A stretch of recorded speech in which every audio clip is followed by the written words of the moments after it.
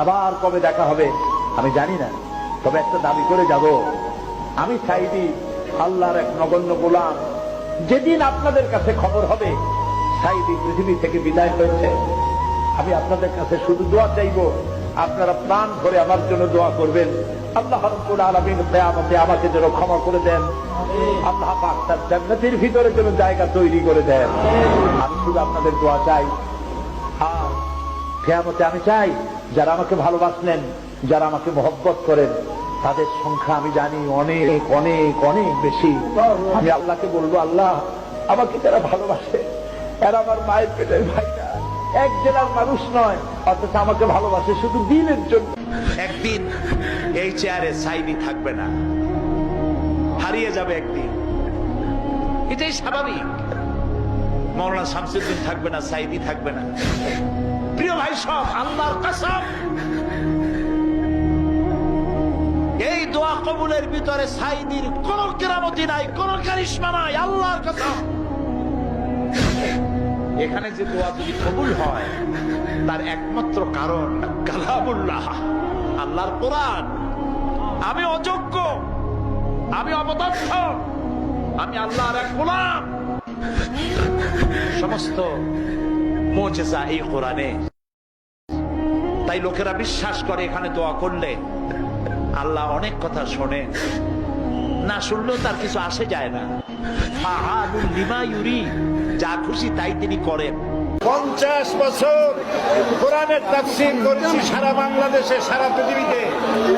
আমাকে বানানো হয়েছে যুদ্ধ অপরাধী, আমাকে বানানো হয়েছে চোর, ডাকাত, হত্যাকারী, ধর্ষণকারী। আমি আল্লাহর নামে কসম করে বলছি, আল্লাহ তোমার জাতের কসম, তোমার ইজ্জতের কসম, তোমার সম্মানের কসম, 1971 সনের এক ফোঁটা পানি বা কাদা আমার গায়ে লাগে নাই, লাগে নাই, লাগে নাই। আমার শুধু কাজ ছিল কোরআনের প্রচার করা। নাস্তিকবাদীরা সহ্য করতে পারে নাই, জালিমরা বরদাস্ত করতে পারে নাই, যার জন্য আমাকে বন্দী করে রেখেছে। আমি শাহাদাতের তামান্না করি, আমি শহীদ হতে চাই, তবে চোর, ডাকাত ইত্যাদির বদনাম নিয়ে মরতে চাই না। গতকাল বলে গেছে, আমি জানতে পারলাম আজকে আসরের নামাজের সময়।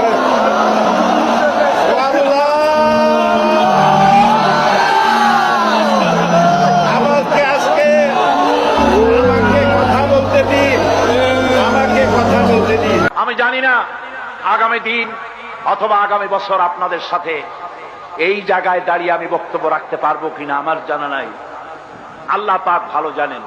আমি আমার আবেগ দিয়ে কথা বলে গেলাম জাতির কাছে।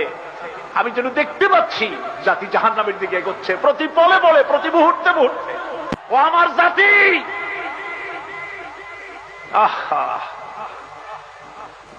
শাহ আতাউল্লাহ বুখারী রহমতুল্লাহ আলাইহি তিনি বলেছিলেন, 40 साल तक कब्रिस्तान में आजान दिया, कोई मुर्दा जिंदा नहीं हुआ। 40 বছর পর্যন্ত কবরস্থানে আজান দিলাম, কোন মুর্দা জিন্দা হলো না। আমি 36টা বছর চিল্লাইলাম, ও আমার জাতি, ফিরে আসো, তোমার ছেলেরে ফিরাও, তোমার মেয়েরে ফিরাও, তোমার জাতিকে ফিরাও। হিন্দু সংস্কৃতি বাংলাদেশকে খতম করে দিবে, জাহান্নাম বানায় দেবে।